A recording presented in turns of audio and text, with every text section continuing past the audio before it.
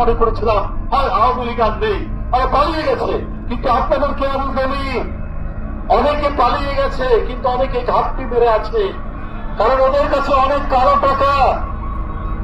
এটা আমার কোনো বানানো কথা নয়, এই কথা আজকে সমস্ত গণমাধ্যমগুলোতে উঠে আসছে যে শেখ হাসিনার 16 বছরের শাসনে ঋণ পেয়েছেন, বিদেশ থেকে ঋণ নিয়েছিলেন 18,35,000 কোটি টাকা, আর টাকা পাচার হয়েছে 17,60,000 কোটি টাকা।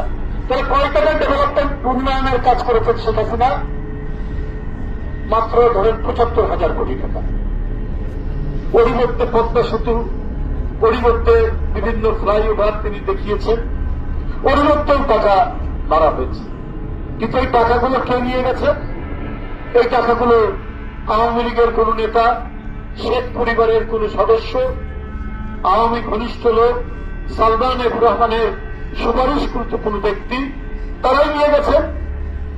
তো এই যে টাকা যেগুলো পাচার করেছেন, তার কিছু টাকা তো এখনো ঘাটতি করে আছে।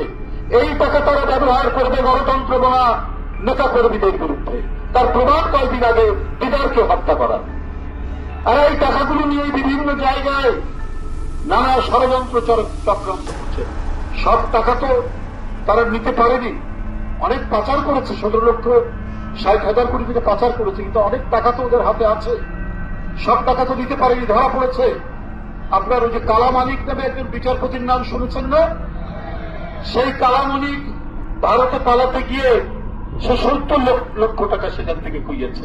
একটা বিচারপতি তার বেতন কত? তাহলে তার 70 লক্ষ টাকা নিয়ে তিনি পালাচ্ছেন, একজন বিচারপতি। তাহলে এরকম কত ব্যবসায়ী আছে আওয়ামী লীগের ঘনিষ্ঠ, কত লোক আছে তাদের, এইভাবেই টাকাগুলো গিয়েছে। আর যাই হোক, একটা নিঃশ্বাস নিতে পারছি, একটা বিশুদ্ধ নিঃশ্বাস।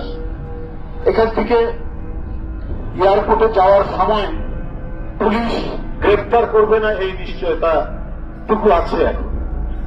ডানে বামে যুবলীগ ছাত্রলীগের আক্রমণ হবে না সেই নিশ্চয়তাটুকু আছে।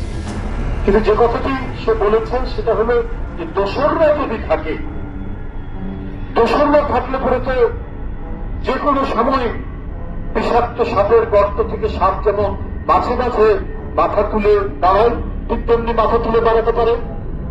তার প্রমাণ আমরা কয়েকদিন আগে দেখেছি। একজন জাতীয় পর্যায়ের নেতা এস.এম. জিলানী, তার গাড়ি বহরের উপর কি নির্মম ভাবে আঘাত করা হলো। দিদার নামে স্বেচ্ছাসেবক দলের একজন ছেলেকে কি নির্মম ভাবে আঘাত করতে করতে তাকে মেরে ফেলা হলো।